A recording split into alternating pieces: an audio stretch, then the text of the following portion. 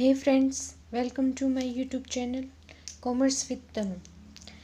In previous lecture, we have discussed about the objective of business. Objective of business are the economic objective and the social objective. In today's lecture, we are going to discuss about a role of profit in business. Profit is very essential and important element of every business. यानी कि हम business अपना शुरू ही क्यों करते हैं?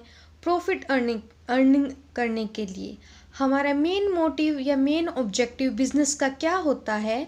सिर्फ profit को मैक्सिमाइज करना या सिर्फ प्रॉफिट अर्न करना।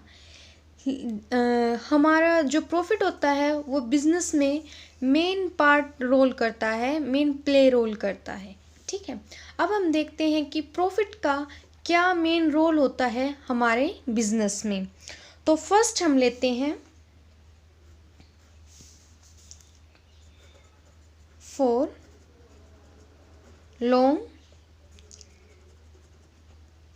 सर्वाइवल। फॉर लॉन्ग सर्वाइवल का क्या मतलब है कि हम बिजनेस कर ही क्यों रहे हैं।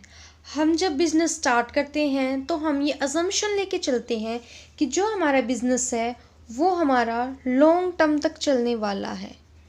कब तक चलने वाला है? लॉन्ग टर्म तक। ठीक है, तो लॉन्ग टर्म तक चलेगा तो तभी हमारा बिज़नेस लॉन्ग टर्म तक चल सकता है जब हमें ज़्यादा से ज़्यादा प्रॉफिट होंगे। यानी कि जितने हमें प्रॉफिट होंगे उतना ही हमारा बिज़नेस भी लॉन्ग टर्म तक चलेगा। तो प्रॉफिट का क्या मेन रोल रहा कि फॉर लॉन्ग सर्वाइवल। सर्वाइवल का क्या मतलब होता है? सर्वाइवल का मीनिंग होता है जिंदा रहना। ठीक है, जिंदा रहना। तो हम मार्केट में तब तक जिंदा रह सकते हैं जब तक हमारा प्रॉफिट ज़्यादा होगा। यानी कि जितना हमारा प्रॉफिट ज़्यादा होगा उतने दिन तक हम अपने मार्केट में सर्वाइव कर सकते हैं। सेकंड रोल है प्रॉफिट का बिजनेस में रैपिड ग्रोथ। रैपिड ग्रोथ का मतलब क्या होता है कि कॉन्टिन्यूसली सिर्फ इंक्रीज ही करते जाना। यानी कि अपने बिजनेस को सिर्फ बढ़ाते जाना, ग्रोथ की तरफ लेके जाना, ना कि डिक्लाइनिंग स्टेज पर लेके जाना। सिर्फ अपने बिजनेस को कॉन्टिन्यूसली इंक्रीज करना। क्या करना? इंक्रीज करना, ना कि डिक्रीज करना। अब एक क्वेश्चन अराइज होता है कि हमारा बिजनेस कैसे ग्रो कर सकता है, किस तरह से ग्रो कर सकते हैं, कि हम बिजनेस में से क्या इन्वेंट करें या क्या इन्वेस्ट करें जिससे हमारा बिजनेस कॉन्टिन्यूसली ग्रो कर सकता है। Answer is sufficient capital.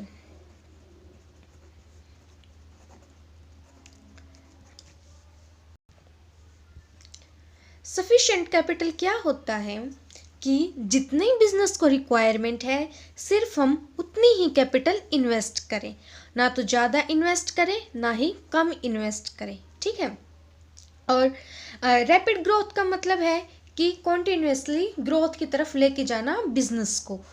यानी कि कॉन्टिन्यूसली सिर्फ प्रॉफिट ही अर्न करना।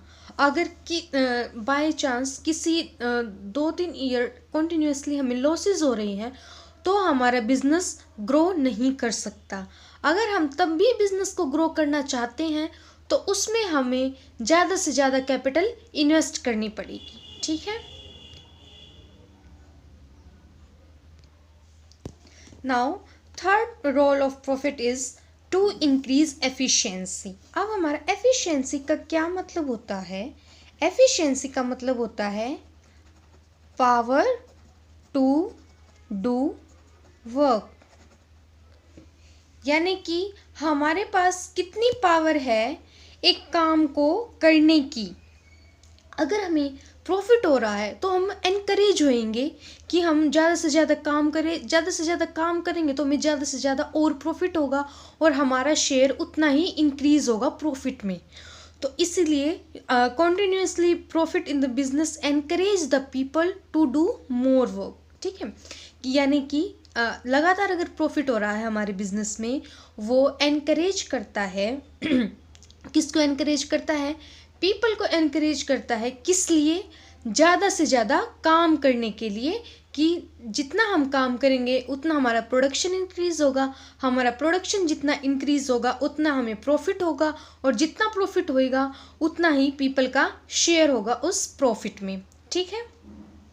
Now fourth is to build prestige in market. Prestige का मीनिंग क्या होता है? प्रेस्टाइज का मीनिंग होता है हमारी गुडविल। आप गुडविल से क्या समझते हैं? गुडविल होती है रेप्यूटेशन, यानी कि जैसे हम लेते हैं कि हम कोई भी बिजनेस कर रहे हैं और उसमें हमने कॉन्टिन्यूसली 2-3 साल तक प्रॉफिट अर्न किया। ठीक है, तो प्रॉफिट अर्न किया तो अगर हमारे जो कॉम्पिटिटर हैं वो ये सोचेंगे कि ये प्रॉफिट अर्न कर रहे हैं लगातार, तो इनकी गुडविल भी अच्छी है, इनकी रेपुटेशन भी अच्छी होगी मार्केट में, जिस प्रोडक्ट के ये मार्केटिंग कर रहे हैं, जिस प्रोडक्ट का ये बिजनेस कर रहे हैं। ठीक है, और यानी कि हम जो हमारा प्रोडक्ट है उसको कंज्यूमर या और कोई कॉम्पिटिटर है वो आसानी से पहचान सकेगा, रिकॉग्नाइज कर सकेगा कि इनका प्रोडक्ट कौन सा है और इनकी गुडविल कितनी है, अगर हमें प्रॉफिट हो रहे हैं तो। अगर हमें प्रॉफिट नहीं हो रहे, हमें लॉस हो रहे हैं, तो सामने वाला बंदा जैसे कंज्यूमर हो गया या कॉम्पिटिटर होंगे, आउटसाइड पार्टीज़ होंगी जो कि इन्वेस्ट करना चाहती है हमारे बिजनेस में, वो ये सोचेंगे कि ये कॉन्टीन्यूसली लॉस में चल रहे हैं, तो इनके बिजनेस में क्या इन्वेस्ट करना कि हमें रिटर्न तो मिलने नहीं वाला, क्योंकि ये पहले से ही लॉस में चल रहे हैं। ठीक है, तो इसलिए प्रॉफिट इंश्योर करता है हमारे गुडविल को, हमारे प्रेस्टाइज को, कहाँ? इन द मार्केट। ठीक है, नेक्स्ट इज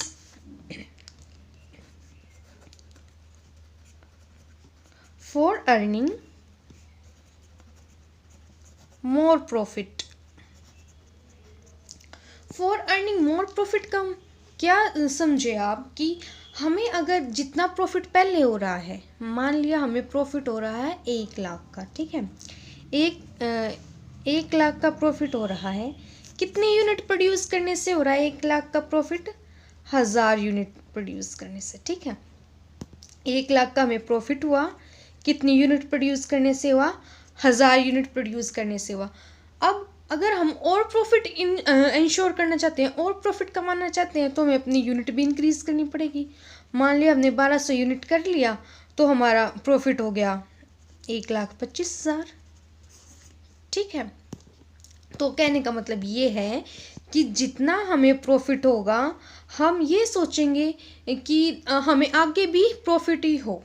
अगर हमें आगे भी प्रॉफिट जाना है तो हमने पीछे भी प्रॉफिट को अर्न करना ही पड़ेगा। यानी कि इसमें इस पॉइंट में प्रॉफिट का क्या मेन रोल रहा कि अगर हम कॉन्टिन्यूसली प्रॉफिट अर्न कर रहे हैं तो हम ये एक्सपेक्ट करते हैं कि हमें आगे आने वाले ईयर्स में भी प्रॉफिट ही हो, ना कि हमें लॉस सफ़र करना पड़े। ठीक है, तो आज हमने क्या देखा कि प्रॉफिट का क्या रोल है हमारे बिजनेस में। तो क्या रोल है फॉर लॉन्ग सर्वाइवल, यानी कि अगर हम मार्केट में रहना चाहते हैं, जिंदा रहना चाहते हैं, मतलब सर्वाइव करना चाहते हैं फॉर लॉन्ग टाइम तक, तो हमें प्रॉफिट ज़रूरी है। नेक्स्ट देखा हमने for rapid growth. Rapid growth का क्या मतलब है कि कॉन्टीन्यूसली सिर्फ ग्रोथ की तरफ ही जाना, ना कि डिक्लाइन स्टेज में जाना, सिर्फ ग्रोथ ही जाना, यानी कि सिर्फ ग्रोथ होना हमारे बिजनेस की। ठीक है, और वो कैसे हो सकती है कि जब हम अपनी सफिशेंट कैपिटल को इंट्रोड्यूस करेंगे। नेक्स्ट देखा फॉर इंक्रीजिंग एफिशिएंसी।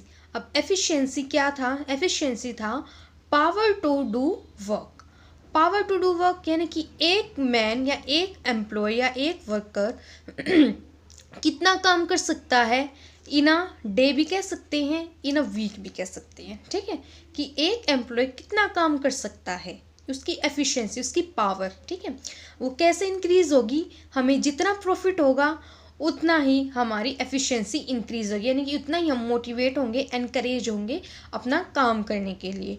नेक्स्ट हमने देखा to build prestige in the market. To build prestige in the market क्या था कि गुडविल को बनाना। अब गुडविल क्या है, अपनी रेपुटेशन को मेंटेन करना मार्केट में।